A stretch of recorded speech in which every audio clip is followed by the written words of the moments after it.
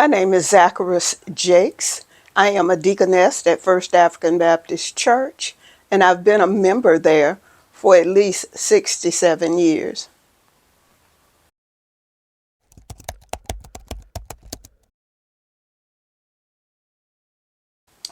When we talk of and speak of Women's History Month, it is a time to give recognition to those trailblazers that now and before us have made an impact on the lives of people, not only other women, but on the lives of those in the community and the church.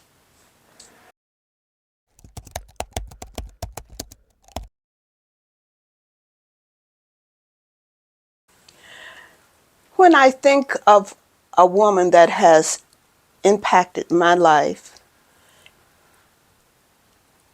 at First African Baptist Church, I'm going to say at First African Baptist Church, what came to mind was Eleanor Lindsay White. And Mrs. White had been a member of First African Baptist Church for 76 years. She has served in many capacities where she led. In fact, Mrs. White impacted my life as a youngster, where I was in her Sunday school class. She was a Sunday school teacher when I was a child.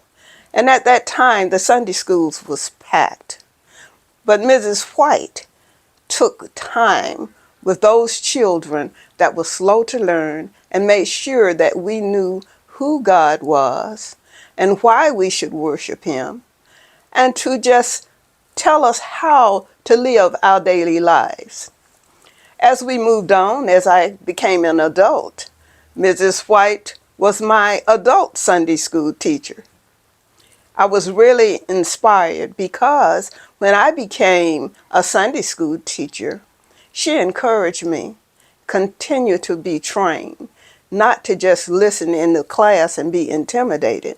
She encouraged me to go to the Congress of Christian Education and take the classes that would help me to be a more effective teacher. So she was an encourager. Then she walked with me, and she talked with me, and she was an encourager.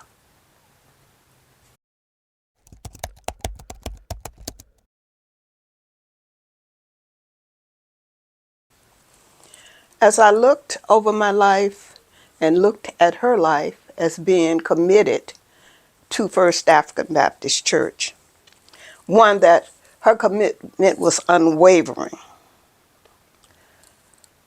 To think about Miss Eleanor White, she was the first woman treasurer of First African Baptist Church. She was the first member of the cooperation, which was the first for First African Baptist Church. And besides being committed to the cause, Mrs. White was handpicked as a deaconess. We don't understand that deaconess and deacon's wives are different, but she was ordained by Reverend Robert Dickerson, a woman that husband was not affiliated with First African Baptist Church because of her dedication, because of her determination. She was always there. She was not one of those that was just there because the church door opened. She was there to work. She was there to serve and to give advice. She loved to give advice. You might not always agree, but you know that her interest was in the Lord.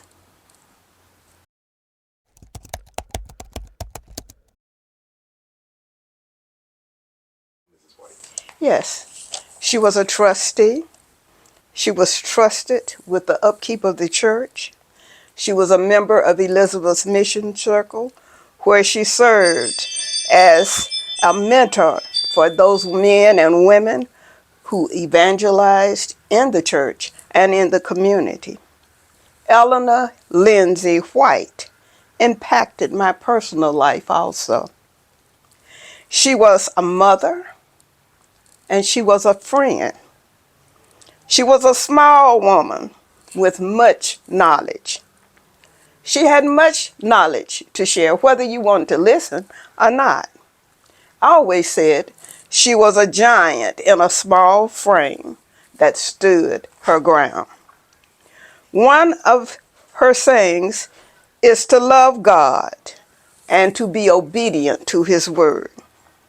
Her focus was what is best for the church, First African Baptist Church, not individually or collectively as a body of Christ. Her unselfish spirit lives in the hearts of those that remember her and loved her.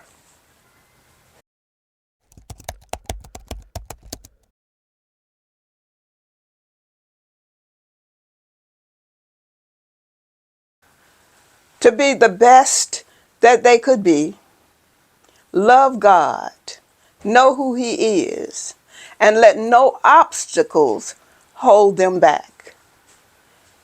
By doing this, they will make it in life.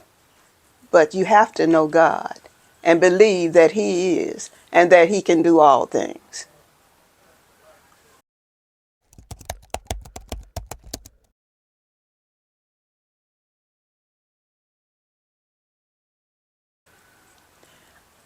I hope that I have an impact not only on women, the lives that I touched, something positive, something good, something that is pleasing in God's eyes.